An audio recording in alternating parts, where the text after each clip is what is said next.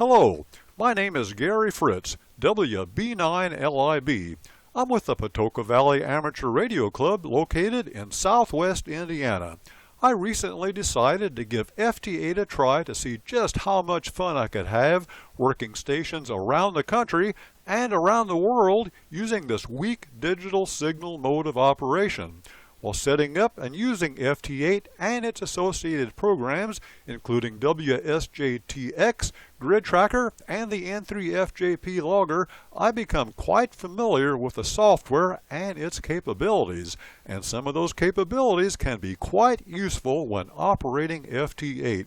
So I'm going to give you a brief tour of my FT8 setup, highlighting some of the procedures and settings that I've been using that have been very useful to my FT8 operations.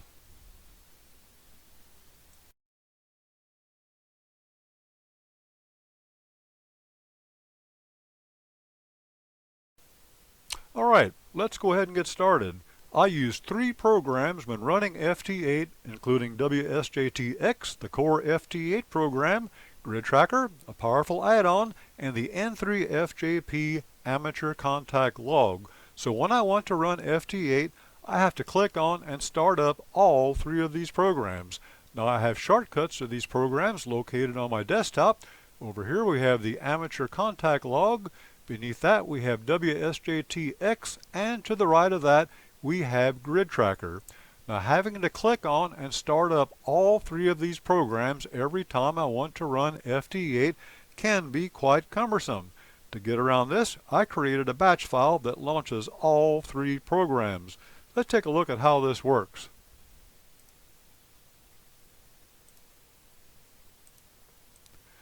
Alright, if you take a look at my desktop, over here we have an icon labeled FT8.bat. That's the FT8 batch file. Let's double click on it and see what happens. There we can see the programs launching. There's Amateur Contact Log. We'll go ahead and minimize that. And there we have all 3 programs up and running. On the left side of the screen we have WSJT-X. On the right side of the screen we have GridTracker, and minimize, we'll bring it up, we have Amateur Contact Log. So let's see how to create that batch file.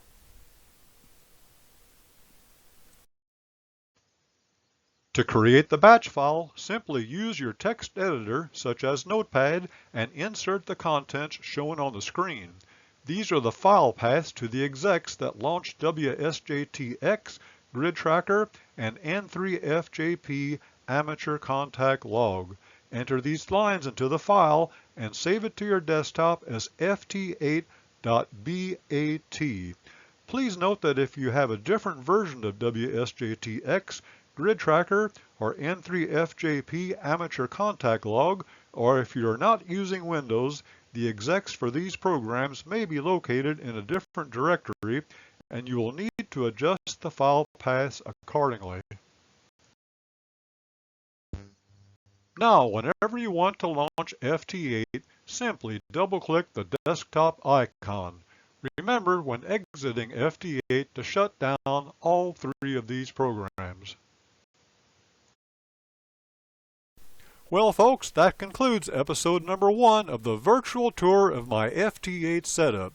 Hopefully what I presented to you will help streamline your FT8 operations. Until we meet again, 7-3, and have a great time exploring and using FT8.